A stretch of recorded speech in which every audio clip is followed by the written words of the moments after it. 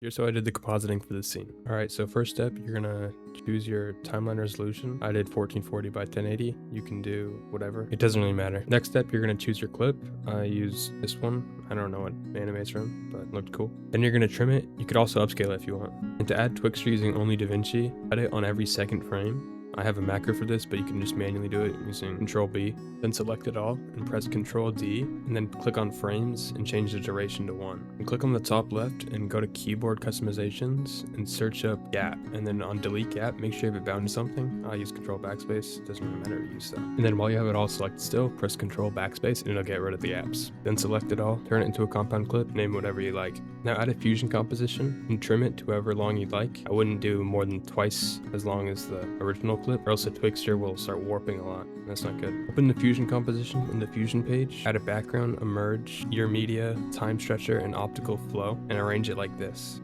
Make sure on the time stretcher node that you keyframe 0 at the very beginning, and at the end, do whatever that is right here. And to add Twixtor, change it from nearest or blend to flow. Enable clamp edges, turn the softness down to something. I use 0.0025, and then click previous and next. Remember to click on the time stretcher node and add a time remap. I forgot to when I was making this composite, but it definitely makes it better if you add one. Next up, add a saver node, choose a file name, and choose a spot for it to download to. Make sure it's in a folder because it'll export a lot of photos, and then press save.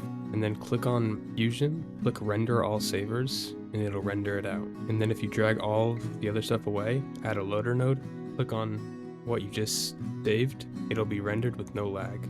Now rearrange your nodes like this. Now we're ready to composite. Now we have to mask out our subject. You can use magic mask, depth map, 3D keyer, or you can hand polygon mask everything. I used a combination of depth map and polygon masks to mask this character out, but you can do whatever works best. It's all dependent on the character and the background that it's on. Alright, next step is getting the background. If you already have yours, you could skip to this time, but if you want to find out how to get really good backgrounds, you gotta open VR chat, find a high quality world, and then record it using Sprout through OBS. You can watch this video to find out how to do that. Here is a list of good maps I got from Clout. In between is the map that I ended up using. And what you're gonna wanna do, have your original footage pulled up and compare the background to that footage. Imagine what it would look like and find the right height and angle. All right, now that you got your background, you're gonna wanna drag and drop it onto your Fusion page, put it in the very back, or the highest one, and then crop it using the transform node and position it how you want it to be. Forgot to mention, but try to choose a background that sort of makes sense for your character and what they're doing.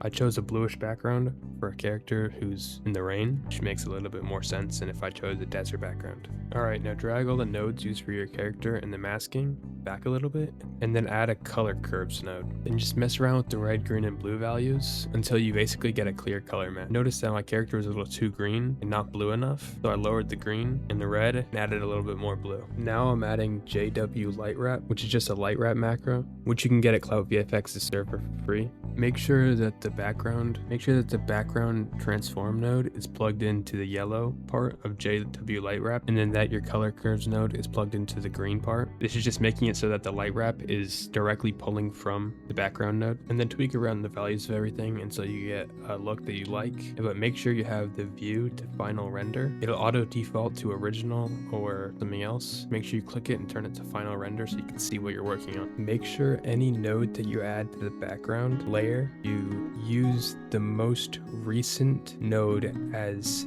the yellow input of JW light wrap. Next, I'm adding volumetric lighting. This is a paid plugin from Clout. It's $1.60. Just adds light rays. It's a very useful plugin, but it's not really necessary. You could probably get a similar effect from DaVinci's light rays. This just makes it a lot easier. If you do have this plugin, just tweak around the values for your scene until you like how it looks. You could also add halation.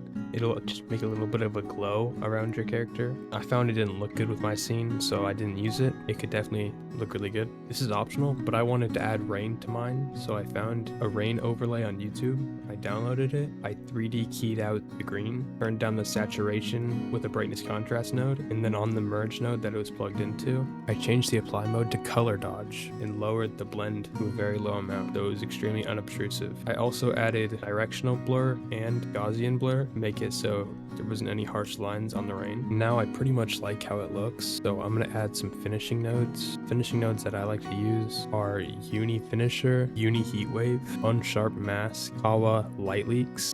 Uni Finisher and Uni Heatwave are both paid plugins from Maxon. You can use a Kawa Heat Blur and an Unsharp Mask and Brightness Contrast node if you don't have these. They don't change too much, they just add a bit more contrast and coloring and bring back a little bit of the details, but they're very nice if you can afford them or find a place to get them for free. I want to talk a little bit more about the Kawa Light Leaks.